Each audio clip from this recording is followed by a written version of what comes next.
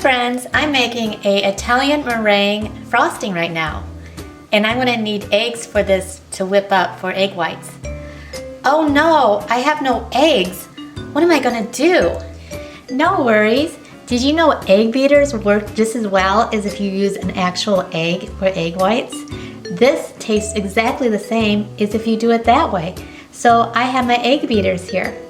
To use this, make sure you shake it up really good.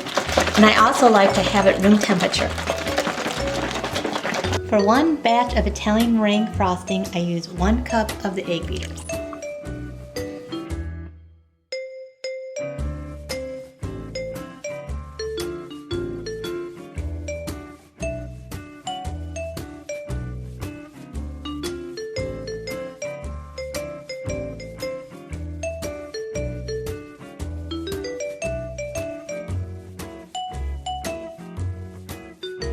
And this is the meringue.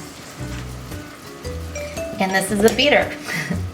And once the sugar water is at 250, you just pour it in here, just like you would if you separated the eggs yourself. It's just as good, I promise. So try this next time, and it saves a little money too, and time. Thanks for watching.